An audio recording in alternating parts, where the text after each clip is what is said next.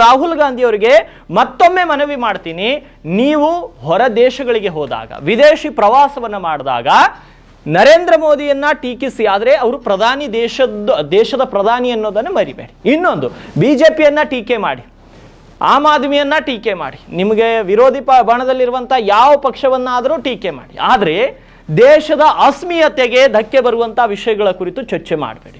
ಮತ್ತು ದೇಶದ ಇಂಟೆಲಿಜೆನ್ಸ್ಗೆ ತಪ್ಪು ಹೆಸರು ತರುವಂಥ ವಿಷಯಗಳ ಕುರಿತು ಚರ್ಚೆ ಮಾಡಬೇಡಿ. ಮತ್ತು ದೇಶಕ್ಕೆ ಕೆಟ್ಟ ಹೆಸರು ಬರುವ ರೀತಿಯಲ್ಲಿ ಚರ್ಚೆ ಮಾಡಬೇಡಿ. ನೀವು ಬಹಳ ಬುದ್ಧಿವಂತರು, ನಮ್ಗೆ ಗೊತ್ತಿದೆ. ರಾಹುಲ್ ಗಾಂಧಿ ಬಹಳ ಚಾಣಕ್ಯರು, ಬುದ್ಧಿವಂತರು, ಅತ್ಯಂತ ಅನುಭವಿ ರಾಜಕಾರಣಿ.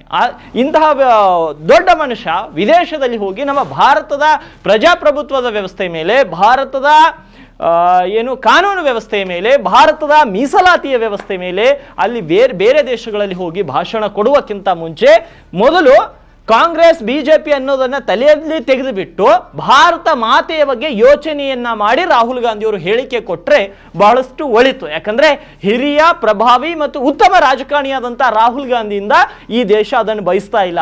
ಈ ದೇಶ ಸದೃಢ ಭಾರತ, ಯಾರ ಕೈಯಿಂದಲೂ ಭಾರತವನ್ನು ಒಡಿಲಿಕ್ಕೆ ಸಾಧ್ಯವಿಲ್ಲ.